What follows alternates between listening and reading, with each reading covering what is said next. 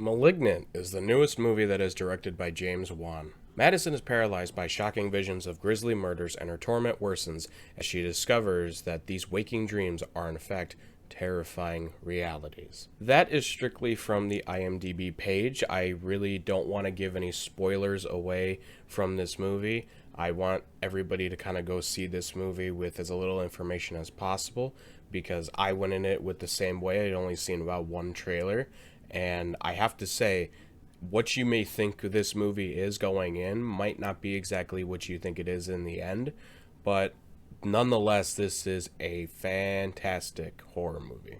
The story itself has a lot of twists and turns, and I will say that a lot of the stuff I didn't expect to happen in this movie, but I really did enjoy it. I thought it was paced a little fast at points. I thought some elements of the story could have, breathed a little bit more. Like, I wanted a little bit more from them in that sense.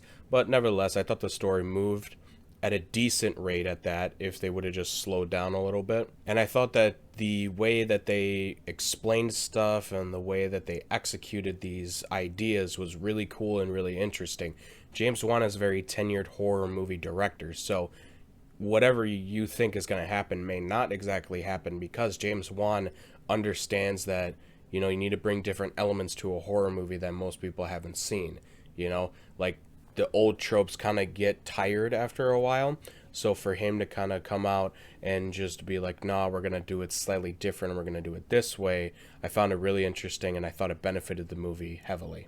And along this story, there are a lot of kills in this. And I will say, if you are a junkie for horror movie kills and that's really all you're going for, I would say you'd be satisfied with this. I wouldn't say that you'd be disappointed in it at all, but I wouldn't say it's the most gruesome I've seen in a lot of horror movies, but there are some really, really good ones in here.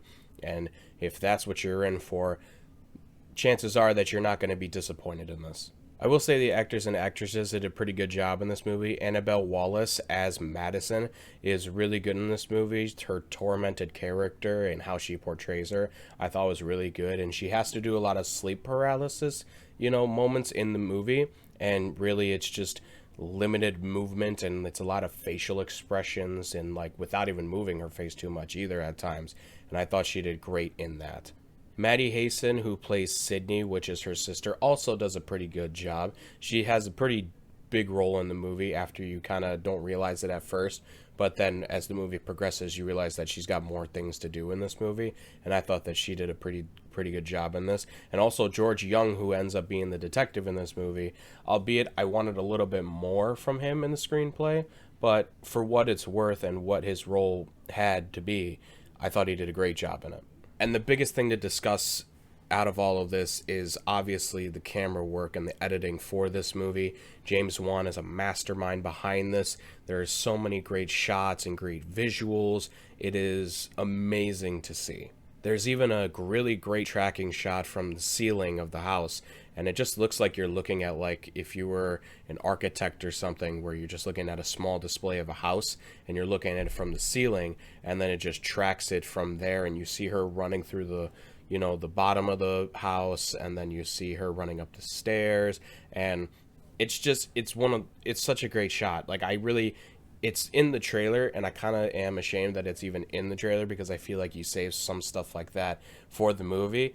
But towards the end of the movie, there's even some awesome shots too involving kills, which I was like, whoa. He very much took what he did with Aquaman, let's say, and put it in this movie. I found some stuff really amazing to see. My eyes were just freaking wide open the entire time, just being like, holy cow, this is just insane to see, and I loved it. Also, before I give this grade, I will say that I've seen some people think that this movie sucks, or this movie on the other spectrum is just an absolute classic right then and now, and I will say I enjoyed the movie heavily, but here's the thing. This movie may not be for casual viewers, and you just have to accept that sometimes. Some people are just not going to be, grasping of the concepts and just really appreciative of what's there. And some people obviously have fair criticisms for it, and they don't like it because they just think it's a bad movie. with certain problems. And I understand that, but people who unnecessarily hate on this because they didn't think it was scary enough, they don't really know horror at times. Also, on the other hand, with classics, you have to let them be there for a while. You have to have them develop a cult following.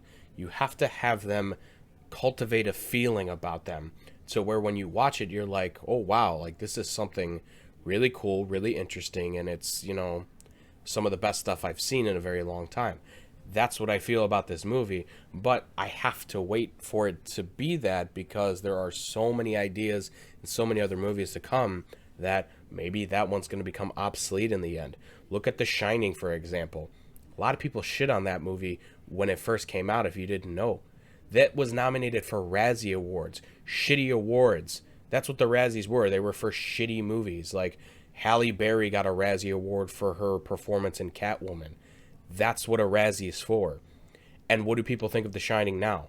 People think it's one of the greatest horror movies ever.